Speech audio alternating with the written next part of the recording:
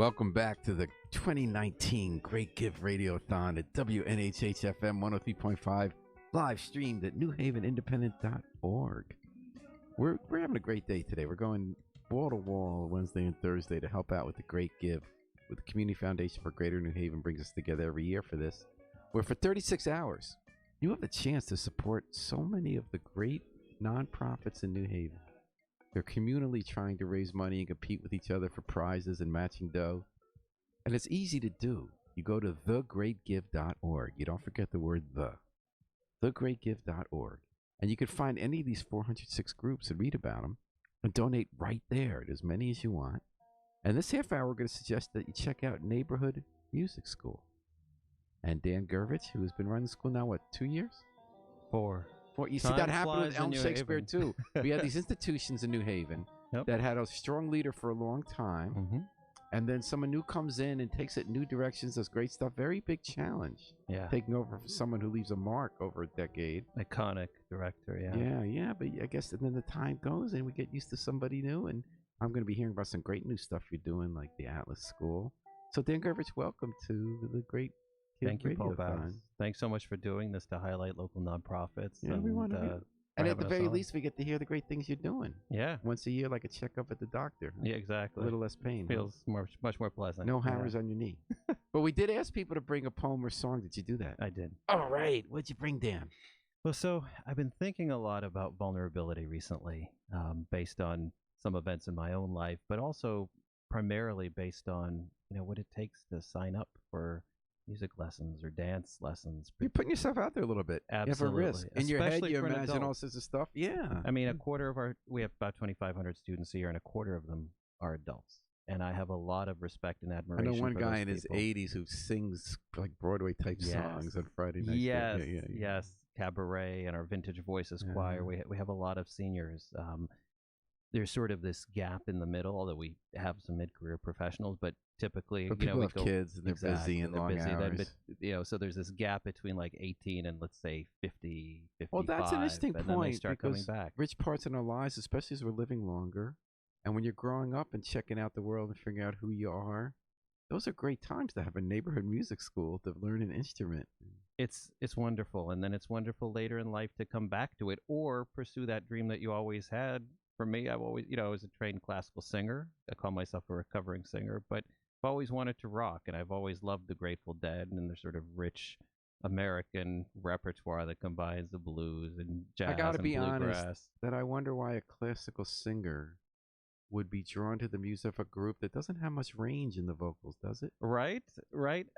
Yeah, that's not primarily their thing. But what I'm always fascinated by, I think a lot of their lyrics are underrated. And as a vocalist, I actually have, a lot of respect for that. I love singing, German lieder, Russian romances that have, this wonderful poetry. And so actually Robert Hunter, I think, is one of the most underrated lyricists around. So, but anyway, it was scary as heck getting up there. I thought we'd never see the light of day, and I didn't want to. But a few months after we got started on this wacky project, we were out playing Rock to Rock along with all the other, teenage and. I love the way that great community institutions interact or intersect. So Rock to Rock brings over 1,000 people riding bikes for green causes, and there's the neighborhood music school, which is getting people to pursue music dreams, and there you are combining forces. That's awesome. That's right. And as someone who performed quite a lot back in my 20s and is pretty seasoned performer, it's still scary. It still feels vulnerable. And is it partly because you did something new? Because what you said you did classical, was that mostly opera? Was it opera, recitals? Art song, oratorio? But even when you've done it 100 times, it's still really scary and really vulnerable to put yourself out there. So you went to Rock and Rock. Were you at East Rock? Yeah. And you're on a stage doing Grateful Dead music. Yeah, with a What bunch was the of other first old song? guys. I think we opened with Bertha. Mm-hmm. Yeah. It was fun. It was like a lifelong dream, and now I'm sort of exploring what it's like to do something where you can actually improvise. I'm getting to the point where I think maybe another 6 to 12 months I'll be able to play. Are you talking about scat singing or No, or on improvise guitar. On guitar. On yeah. guitar. So you play guitar. I pick guitar back up. And for what's the your first time favorite after high music to school. improvise on?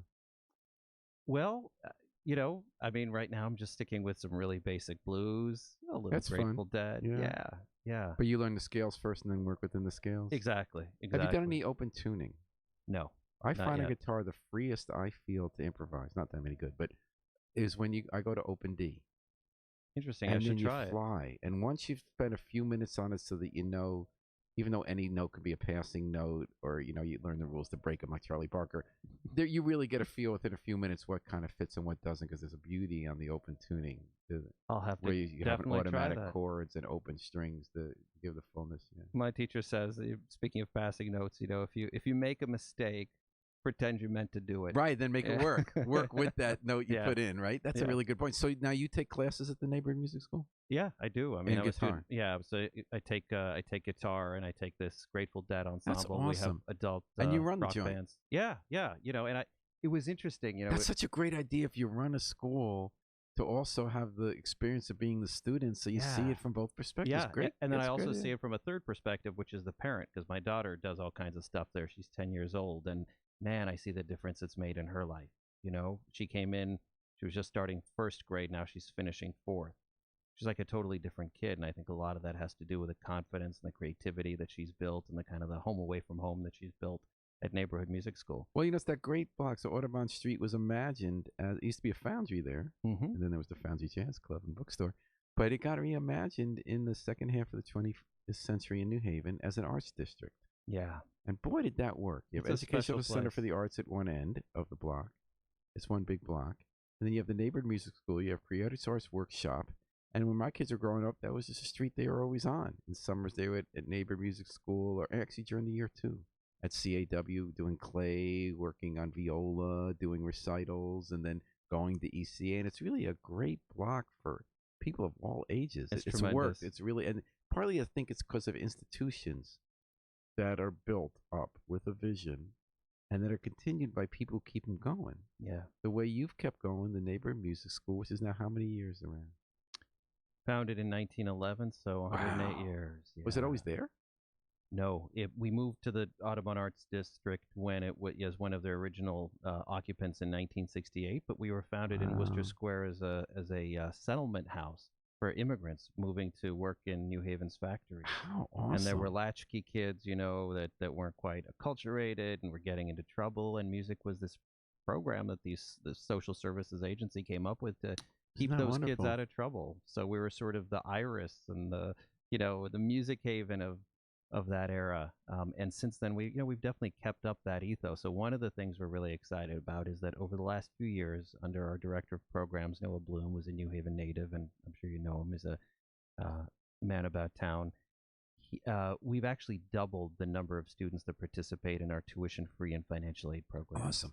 And we've created actual bona fide after-school programs that are not just a one-shot lesson, one-shot ensemble, but it's an entire program that teaches life skills and leadership skills. And What a good idea. Yeah, so, how so- many people altogether do you serve? so 2,500 a year, and about 550 of those are financial aid or That's a good tuition-free. percentage. Yeah, and And it's then- not easy to do in New Haven because that's such a small town, really, to support a school of that size. It's really Yeah. kind of cool that we get to be here. And where we are right now is the Radiothon, Great Give Radiothon 2019. And we're spoken about the neighborhood music school with, I guess, no longer the new director. We can't call you that No, anymore. this year people stopped calling me that. Or Dan, I'm now they the call old you Dan. director. They call you Dan Gurvich. What do they call you, Mr. Gurvich? Dan. Dan. Jerry Garcia. No, when you sing a Grateful Dead. And we're talking about the Great Give Radiothon because we'd like you to go to thegreatgive.org while you're watching this and listen to Dan.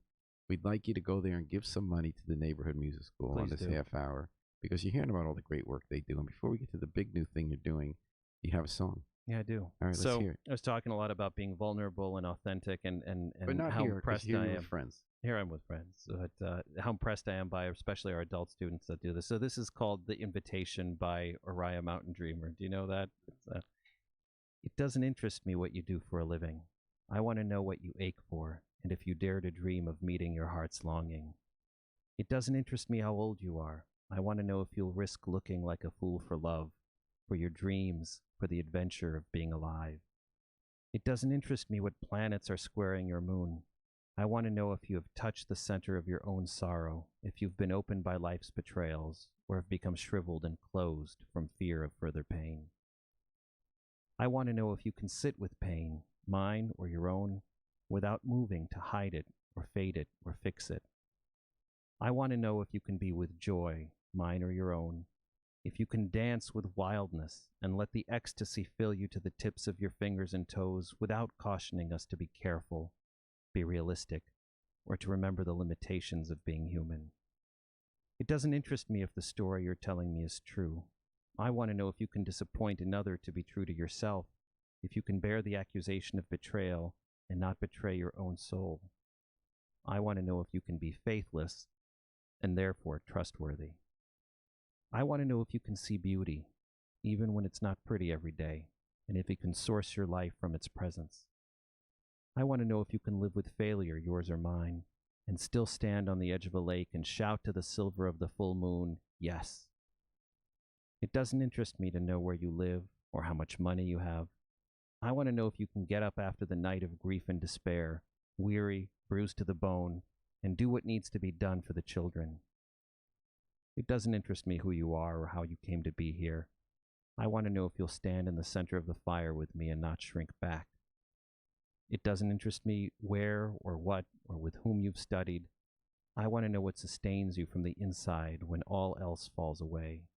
I want to know if you can be alone with yourself and if you truly like the company you keep in the empty moments. That's beautiful. Whose poem is that? So a Canadian woman named Araya Mountain Dreamer. Native tribe member? No, but I think she's. I think she has some. I think she has some native blood, and I think she kind of took this name. Araya is, I think, her real first name, but I think she took Mountain Dreamer as a homage. I love that. Yeah.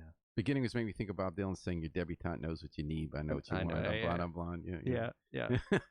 But there's more to it than that. The So thing about being alone with yourself. Yeah. you know that sort of willingness to go to the deepest part of yourself and share it with others. To me, that's one of the really beautiful things that happens at neighborhood music I was school. going to say that. That's sort of everyone goes there sort of with a dream like that Yeah. to find that. Yeah. That's great when you do. Yeah. It's So now you have a school. Before we let you go, you have a new school within Neighborhood Music School, correct? yes. Is it a regular, like your regular school that you go to? It's our first, so our only full day type of program that we have other than our summer programs is our toddler and preschool program, which has now been around for some time. We've never had an academic, elementary, middle, or high school. So this is actually our first foray into that. But it absolutely is. It's an academic middle school. How many kids go there? So right now, none, because we're launching in the fall, but we've just admitted our first class. There'll be either 18 or 19 members Whoa. in our entering 7th grade cohort. And are you accredited? So Does it like you accreditation, following the law if you send your kid there? absolutely. So it's kind of crazy. Education in Connecticut is sort of the Wild West. Like all you basically have to do is take attendance. It's different in New York, but accreditation is a funny thing. You can't even apply to be accredited until you've been in operation for a couple of years. Something like an equity card. Exactly. You have to pay your dues, but our educators are incredible. The two founders. So it's just going to be a 7th and 8th grade? 7th and 8th. And you yeah. go for regular school, and you're going to get all your school. subjects. How are you going to afford to do that? Exactly. Like, does it cost a lot to go? Or So it's an independent school, right? That's tuition based. But one of the reasons that we've taken several years to launch it is because we had to take a step back and do a $500,000 3-year campaign for financial aid, because diversity by design is built into this, and half of our entering class is going to be on financial aid. Excellent. And what's the theme? Obviously, arts, right? Music. Yes, so it's a very interesting concept, right? Could be fun, like as a way to combine it with other. It's amazing. disciplines. It's amazing. So it's a theater-based middle Ooh. school, right? So every class is a cohort that forms their own theatrical production company, and during the course of their 2 years, they do a devised work, so an original work, an adapted work, a Shakespeare play, and a musical. Ooh. And they put their culminating productions on actually at Long Wharf. And the Ooh. cool thing about this is the kids This sounds fun. learn to, read critically, write critically, current events, history, and even some math and science through this process. They create the website and publicize the production. They manage the budget. They design and Can build you the think sets. of what a mitzvah this is for 7th and 8th graders? The absolute worst time to be a human being, when you just want to jump out of your skin every minute you're in school. You hit the What a nail on the great head, Paul. outlet to have to learn your stuff by being with other kids and having some kind of fun. That's exactly the idea. Exciting way to do that. I hope you hit this one out of the park. It's a great idea. Yeah, we really feel that first of all, there's a real need for this type of small progressive, middle school in New Haven at 7th and 8th grade. And yeah, those are the lost years for a lot of people, and they don't Certainly have for to me. be. For me too. I think Those are terrible of years. all the years I look back on in school, those are the ones I would least like to repeat. But I would like to repeat them if I had Atlas. If I had Atlas. Okay, so now we've heard enough in your visit here, Dan Gervers, to know that there's absolutely no reason not to go this minute to thegreatgive.org. Please do. You've recited, you've opened your soul, you told us about great plans, you gave us the history. There are so many great reasons to just give a donation to the Neighborhood Music School. Please consider doing that right now at thegreatgive.org. Don't forget thegreatgive.org. And I love chatting with you. And I can do this for hours. we're doing a friendly departmental competition this year, so you can actually choose your favorite department to support. It could be dance or drama or jazz or strings or piano or winds. So, vote with your dollars. You do have dollars. a great jazz tradition there. Yeah, with absolutely. The concerts too. All right, Dan, thanks for coming Thanks by. so much, Paul. Thanks for us listening. Thegreatgive.org, Neighborhood Music School, Dan Gervitz. We're going to take a little break, and then we're going to come right back with our part of our 2-day Great Give Radiothon. We'll listen in the back with the Afro-Semitic Experience performing Nefesh.